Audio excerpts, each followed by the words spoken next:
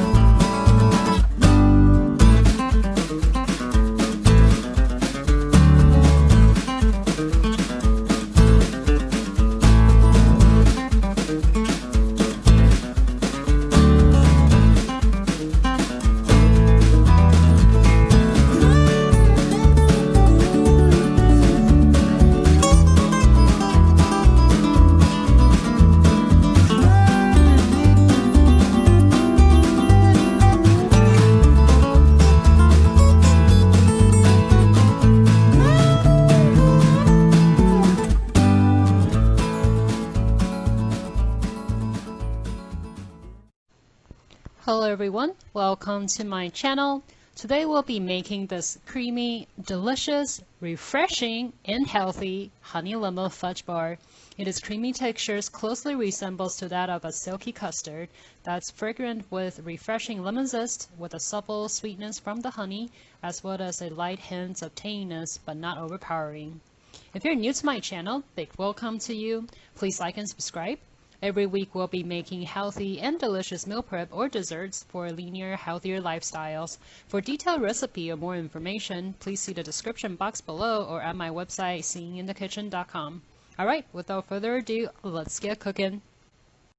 So to start today's recipe, here are the ingredients that you need. First, you'll need some graham cracker, a quarter cup of sliced almond, 1 tablespoon of melted butter plus 2 tablespoons of almond milk, 1 tablespoon of sugar substitute, 3 large egg and 2 egg yolks, half a cup of Greek yogurt, and half a cup of honey, a third cup of flour, and 2 tablespoons lemon zest plus 1/3 cup of freshly squeezed lemon juice, and last but not least, some vanilla. So to start, we want to preheat the oven to 350°F in a shallow frying pan. Over medium heat, we want to just lightly toast our almond slices, so go ahead and dump that in. Make sure you dump all of it in, as shown here, and just give it a quick shake. Make sure it's even out over the medium heat.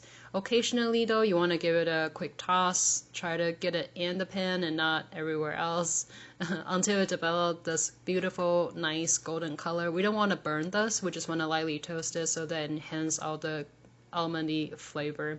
Once that color is achieved, go ahead and set that in a ramen cans to cool, and set it aside until needed. So while that is cooling, we want to go ahead and crush up all of our graham cracker. You can definitely do this in a food processor, including the almond slices, of course. For me, I still don't have a food processor, so here I'm just going to use a Ziploc bag. Make sure you don't zip it all the way though.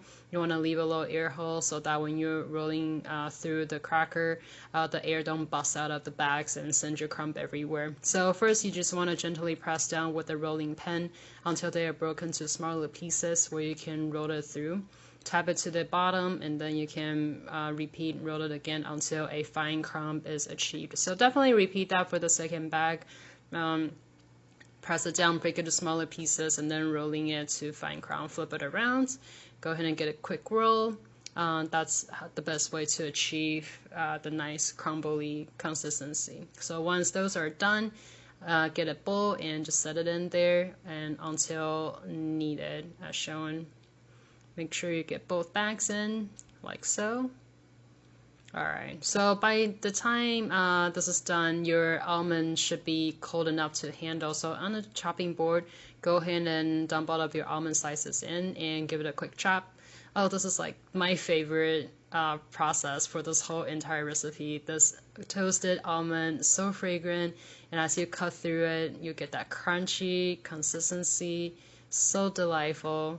And here I'm just turning on the volume so you can hear all the cutting through the toasted crunchy almond, oh my god, it's heavenly. And it brought so much flavor and texture to the crust too. I'll definitely highly recommend you add the almond pieces to the crumb. So here I'm just adding it to the graham cracker.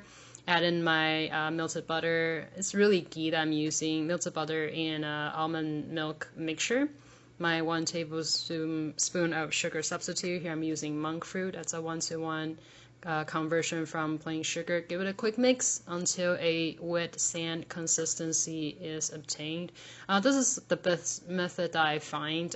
Really significantly cut back on the amount of the butter or oil that you have to use while still providing the crumb with enough mixture without making it soggy, because all the almonds in there, you'll get really crunchy crust. So here I'm just trying to line my baking dish with some parchment paper, just lightly crinkled it. I find the best way to make it fit my baking dish.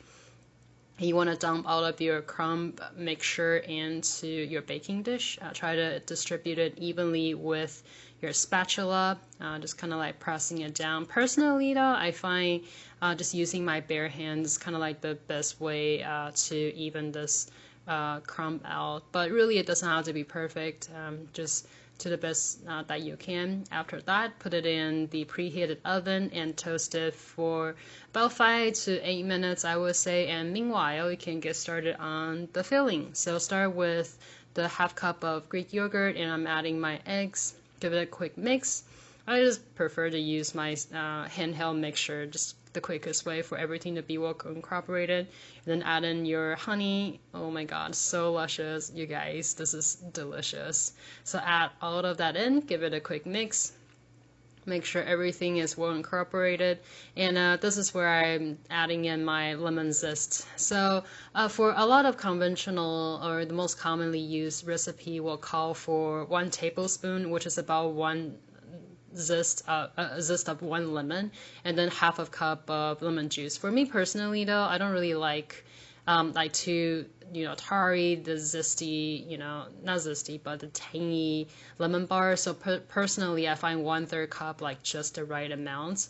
And while I don't really like the tanginess, I really do enjoy the lemon flavor. So I basically enhance that with the extra lemon zest. Now you want to squeeze in your lemon juice. Now do one thing though, you saw that one seed shot straight into the mixture. Do make sure you take some kind of precaution to try to catch the seeds, otherwise you'll be spending the next 5-10 minutes trying to fish it out of the custard, which is definitely not fun. But do want to get all the juices, all the goodness in there. Give it a quick mix. Make sure everything is well incorporated, and you want to dump in your flour. Now don't do what I do here, don't dump it in all at once. I got lucky this time, I didn't get any lumps, but I had done it before where I dump it all at once and it was quite lumpy. Don't do that. So dump it maybe like a third at a time. So you saw me adding that splash of vanilla, get it well mixed. So that spoon, yeah, I spent like a good solid 5 minutes trying to spoon out that seeds, so again, don't do what I did. And after everything is done, you want to pour that luscious filling into our prepared graham cracker crust. Tap it down to release all the air bubble. Pop it into the oven for about 20 to 25 minutes. Now I will say though, depending on what the kind of consistency you prefer, you'll either bake more towards the 20 minutes mark or the 25 minutes mark, if not longer. For me, I baked it for about 20 minutes. You can see the center is still slightly jiggly.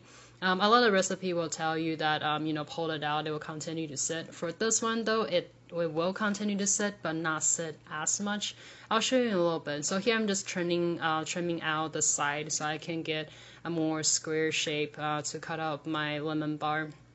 But as you can see, it's really quite sticky. It's really a custardy, soft, creamy consistency. So that's what it looks like when you bake at 25 minutes. I really, really do love this texture. However, if you want to take it to say like a potluck, for this consistency, I will recommend maybe serving it kind of like with a spoon. You can spoon a scoop onto the individual plate rather than serving like the barred format, because it will be a little bit more difficult to handle. But I'm telling you, the custard consistency is worth it. Here I'm just dusting over some powdered milk. I prefer those over over the powdered sugar. But one thing with the powdered milk though, yeah, it's very fine, so be careful. So I'm just having a quick taste. Oh my gosh, you guys, it is so delicious, so creamy, so luscious. That fragrant lemony flavor combined with the supple sweetness from the honey. It's just a match made in heaven. You still get that little tanginess from the lemon, as expected, but it's never too overpowering. Overall, just a very well blended flavor. Perfect for the summertime. Yeah, I really do hope you give this a try. Now, let me know, you guys, like what are your other favorite summer desserts? And leave the comments down below. Tell me how you like it. And last but not least, thank you for watching. I'll see you next time. Cheers!